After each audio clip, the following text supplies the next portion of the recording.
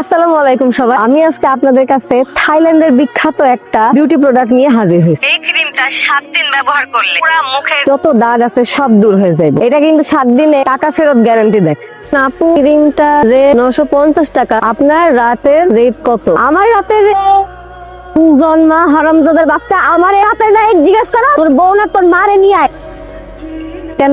তোমার লগে একটা ব্যবসায়িক আলোচনায় ডাকছি, লাইভ করা যাবো না, লাইভ করার লোক রাখছি আলাদা হবে। আগের বার লাইভ করছো, আমার কিন্তু এই যে কোম্পানি পেজের নাম শুদ্ধ চেঞ্জ করা লাগছে। ও আমার দোষ ছিল না? না, আমার দোষ ছিল। যাই হোক, শোনো, কাজের কথা করি। ব্যবসায়িক কাজে তোমার একটু সহযোগিতা দরকার। কি কাজ? মালগুলা যা যা বুঝাই দেবো, এটাতে ডেলিভারি দিবা, টাকাটা কালেক্ট করবা। পরবর্তীতে কি কি মাল লাগতে পারে এই সম্বন্ধে অর্ডার কালেক্ট করবা। এই সব কিছুর একটা হিসাব রাখবা, আর যে টাকা পয়সাটা থাকবো এটা একটু গুইনা ব্যাংকে জমা দিয়ে দিবা। আসল কথা তো কইলাম না। কি আসল কথা? বেতন দিবা কত? টাকাটা এসিনি। আমি ভাবছিলাম ভালোবাসে আমার জন্য কামটা ফাউ করে দিবা, বেতন দিয়ে ছোট করতাম না। হাজার হইলে তুমি মালিকের বউ তো। 20% লাভ দিব, 20% লাভ পোষায়? শোনো, দুষ্টামি করতেছিলাম, টাকা লাগবে না, তোমার সাথে থাকতে পারলেই খুশি। আসসালামু আলাইকুম সবাইকে, আমি কুসুম চলে আসছি লাইভে। আপনারা তাড়াতাড়ি কিন্তু লাইভটা জয়েন করে ফেলেন। এই দেখেন আমগো পারভেজ ভাই মস্ত বিজি একদম মানুষ, পুরা গ্রামে সিরিয়াল লাগাই দিছে একদম। আসসালামু আলাইকুম। এই যে ব্যবসাটা দেখতেছেন, এই ব্যবসার সকল উন্নতি সবকিছু শুধুমাত্র আপনাদের জন্য। এই যে আমার ক্রিমটা দেখতে পাচ্ছেন, এটা একদম অরিজিনাল থাইল্যান্ড থেকে আগত। তুমি এত ভালো ভালো লাইভ করতেছো, আমি তো খুব খুশি। ভাই আসলে টাকা যদি কিছু বাড়ায় দিতেন, আমার আসলে পোষাইতেছে না। এত লাইভ করি, এত চাপাবাজি করি, মানে আমিও তো কিছু পাও না কর না। আপনি যদি একা কামান হইলো, আমার কিছু বাড়ায় দিলে ভালো হইতো ভাই। কথাটা কি কইলা তুমি? চাওয়াজি, তোমার আমি চাওয়াজি করাই। আমি জিনজিরা থেকে প্রোডাক্ট না, এটা বাইরের কই বেশি। আমি চাওয়াজি করি। ও থাইল্যান্ডের প্রোডাক্ট, কত টাকা দিয়ে প্রোডাক্ট কিনি তোমার কোনো হিসাব আছে? তোমার যদি টাকা লাগে বাড়তি তুমি কইবা, আমি তোমার টাকা বাড়তি দিমু। আমার প্রোডাক্টে তুমি চাওয়াজি কইতাছো, তোমার কি মনে আমি হারাম খাই? তোমার চেহারা কেমন ছিল আগে? আমার প্রোডাক্ট মেকে চেঞ্জ হইছে না? আম্মা যান, কই যাইতেছো? একটু বাইরে যাই। শুনলাম কি কাজ নাকি দিচ্ছেন? হব্বা, বাসায় তো বসে থাকতে ভালো লাগে না, কাজ করলেও একটা টাকাও তো আসে হাত করে। আমি কি তোমার কাজ করতে কইছি? এলাকার লোকে কত কিছু কয়, আমি তো বাবা, আমি বুঝি। আমার মেয়ের কেউ কিছু বললে আমার কেমন লাগে। 2 বছর যাবত জ্ঞান জ্ঞান করতেছি, বিয়ে করো বিয়ে করো। কত ভালো ভালো ছেলে বিয়ের প্রস্তাব নিয়ে আসলো, তোমার পছন্দ হয় না। আমি আর তোমার কোনো কথা শুনবো না, বিয়ের জন্য রেডি হও। বা আমার আর 2টা মাস সময় দাও। না, সময় দেওয়া যাবে না, 1 মাসের মধ্যে তোমার বিয়ে। কথাটা মাথায় রাখো। এই যে খারাপ ছবি লিখ। এই দেখো, এখানে যে সবকিছুর হিসাব আছে, আর 2 লাখ টাকা তোমার ব্যাংকে জমা করে দিচ্ছি। কি হয়েছে আপনার? মনটা খারাপ নাকি? দেখি এখন তো ভালো টাকা পয়সা কামাইতেছো, এখন তো আমার বিয়ে করে ঘরে তুলতে পারো। বাহানা দিয়ে দিয়া কত সময় নষ্ট করবা? খুব শীঘ্রই তোমার ঘরে আমি লোক পড়াই দিচ্ছি। 3টা বছর ধরে ঘুরাইতেছি, আমি আর ঘুরাতে পারবো না। পরে আমার বিমান করতে পারবো না। 1 মাস সময় দিছে, এই সময়ের মধ্যে কিছু করতে পারলে করো, নাহলে আমি যাবো না। 1 মাস সময় দিচ্ছে। টাকাগুলো যে জমাইতেছি, কিনলে জমাইতেছি, কোন রকম ভাবে 10 লাখ টাকা ভাগ করতে পারলে যে আম্মার জায়গাটার উপরে টিনের বাড়িটা সরাই দিয়ে একটা পাকা বাড়ি করে নেবো। ওইটা চাবিটা দিয়া তোমাদের এই যে মহাজন, এই বাড়িটা আপনার। তারপর তুমি উঠে বলবা, আমার কি মনটা চাই ভাঙ্গা বাড়িতে তোমার তুমি কও। কিছু কবি?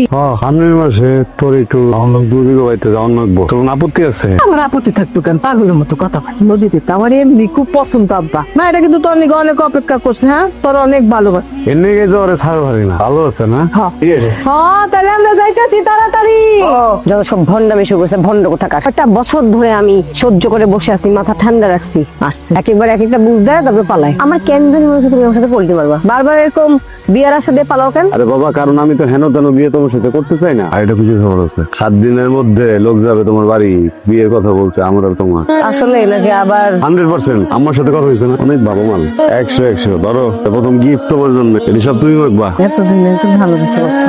হ্যালো, কি ব্যাপার? 10 দিন হয়ে গেল, দেখা করার কথা ছিল, দেখা করতেছো না, ঠিক মতো কথাবার্তা কইতেছো না। কোনো সমস্যা হয়েছে নাকি? না, কোনো সমস্যা না। বাসায় দেখতে আসার 1 মাস পিছায় দাও। আমার শরীরটা খুব খারাপ, বুঝছো? আচ্ছা, তোমার একটা কথা জিগাই, তুমি যে বিউটি পার্লার প্রোডাক্ট গুলো আনো, ওগুলা কি বিদেশ আসলে? বিদেশ থেকে আনো? 100% অরিজিনাল তো? এটা কি দিয়ে গেল তুমি আমাকে? আমি তোমারও দেই, এই যে বিদেশ থেকে না এলে আমি তোমার দিতাম। কোনো সমস্যা হয়েছে নাকি? না, ঠিক আছে, ওরা হতে লাভবা আপু। স্যার এটাই পারবে স্যার। সেই এর প্রোডাক্ট কি নেই স্যার? মাইকে আবার বনে এই অবস্থা স্যার, মুখটার মধ্যে স্যার। বিদেশি প্রোডাক্ট বেচো, এই অঞ্চলের মানুষের জীবন তো নষ্ট করে দিবি তুই। আমি বিদেশি প্রোডাক্ট বেশি, আর আমার প্রোডাক্টের সুনাম অনেক স্যার। নাম না তোর ওই সুনামি হইয়া মাইয়াগো চেহারা থেকে বাইরে দিতেছে। আপনাদের চেহারা দেখেন। এই অবস্থা কেমন হইলো? এই অবস্থা কেমন হইলো বুঝোস না? তোর ওই সুনামের ব্যবসার প্রোডাক্ট ব্যবহার করে ওদের আজকে এই অবস্থা। কোথাকার মাল বেচোস? রকবাজার made in Thailand sir. Chawkbazar থেকে মেড ইন থাইল্যান্ড? মানে তুই থাইল্যান্ড থেকে প্রোডাক্ট আনাস? তুই নিজে যাস? জি। পাসপোর্ট নিয়ে পাসপোর্ট লাগবে না স্যার, মানে আগে আমি আনছি, কিন্তু এখন আর আমি আনি না। যা। কই পাসপোর্টে ভিসা কই 2 নম্বরই করার কোনো জায়গা পাস্তা না। আমি আসলে স্যার তো নিজে বিদেশে যাইনি, কিন্তু মাল যে জায়গা থেকে আনছি ওই জায়গা হয়েছে। তারা সব রকমের মাল বেচছে, কিন্তু আমি বেশি টাকা দিয়ে অরিজিনাল মালটাই আনিছি। আমগো মতো গরিবকে পাসপোর্টে ভিসা লাগে না স্যার, আমগো ভিসা লাগে কপালে। সারা দিন সারা কষ্ট করছি স্যার, অনেকদিন এক বেলা খাই কাটাই দিছি স্যার, অনেকদিন আমার খাবার জোটে নাই, আমি কাম থামাই নাই স্যার, প্রত্যেকটা টাকা জমাইছি। 2টা বছর আমার আম্মার চেহারাটা দেখি নাই স্যার, 2টা বছর আমার সব থেকে প্রিয় মানুষের চেহারা দেখি নাই স্যার। পরে যখন না টাকা পয়সা জমলো তখন ওই টাকা দিয়ে আমার পাড়াটা সব শোধ করে দিলাম স্যার। আর আমার হাতে সামান্য কিছু টাকা ছিল, ওইটা দিয়ে সৎভাবে ব্যবসা শুরু করছি স্যার। শুরুতে লাভের মুখও দেখি নাই স্যার, সেটা খরচ করে মাল কিনছি, ওই টাকা বেচে দিছি স্যার। তারপরে ঘরে ঠকাই নেই স্যার, অনেকে বুদ্ধি দিচ্ছে যে কম দামি মাল কিন, কম দামি মাল কিনে তারপর ব্যাস। আমি মানি নেই স্যার, আমার মতো মানুষের লগে এমন কিনলে হইলো আবার। এইবারও না কপালে একটা সিল বসে গেল স্যার। তোর কথা আমি বিশ্বাস করতে চাই, কিন্তু যে পোশাকটা আমি পরা আছি এই পোশাকের জায়গাতে আবেগের কোনো জায়গা নেই। বিবেক দিয়ে কাজ করতে হয়। আমি জানি হয়তো বা তুই কিছুই করস নি, কিন্তু আমার কিছু করার নেই। একটা কাজ ঠিকই করার আছে। যে কথাগুলি তুই আমারে বললি না, এই সমস্ত কথাগুলি তুই কোর্টে যাই, আমি তোরে সাহায্য করব। ইনভেস্টিগেশন করার পরে যদি প্রমাণ হয় যে তোর কোনো হাত নেই, তাহলে আমি তোরে নিজ হাতে এই বাসে ছেড়ে দিয়ে যাবো, কিন্তু এখন আমার কিছু করার নেই।